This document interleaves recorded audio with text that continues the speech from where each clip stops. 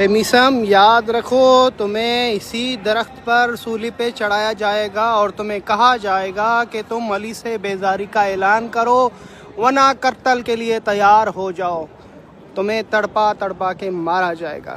ناظرین کرام، آج 22 ذی الحج کی شب ہے اور حضرت میثم تمار کے روضے پر موجود ہوں جہاں ان کی شہادت کا پرسہ پڑھا جا رہا ہے۔ ان کی بڑی بہادری تھی کہ کس طرح ابن زیاد کو اللہ اکبر جواب دیا اور کس طرح شہادت کو قبول پایا۔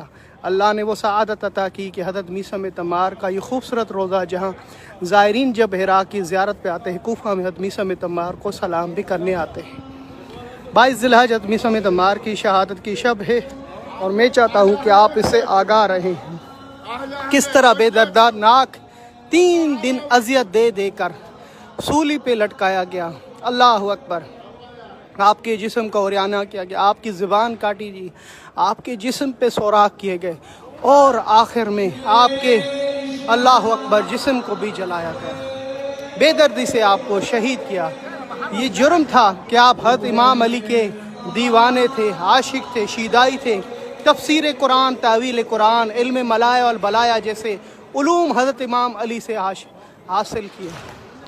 صرف امام علی اور اس کی اولاد نہیں بلکہ ان کے چاہنے والے سے بھی اللہ اکبر ان ملعونوں نے عداوت رکھی اور ان کو شہید کیا۔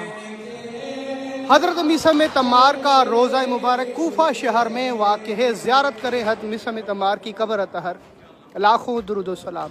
امام علی نے یہ بشارت دی، میثم اللہ نے تجھے درجہ وہ عطا کیا ہے کہ محشر میں تم میرے ساتھ رہو گے۔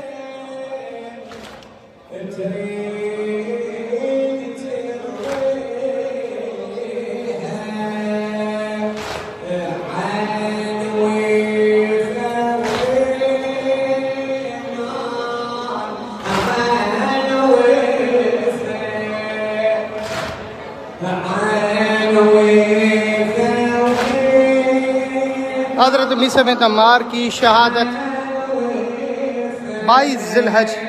ویڈیو کو ضرور شیئر کریں، مومنین کو آگاہ کریں۔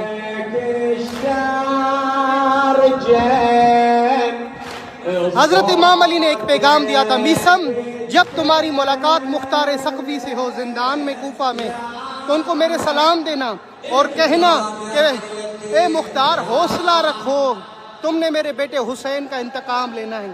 جب یہ مختار نے سنا اور حیران رہ گیا کہ کیا امام علی علیہ السلام نے میرے بارے میں اس طرح فرمایا ہے کہ میں قتل حسین کا انتقام لوں گا؟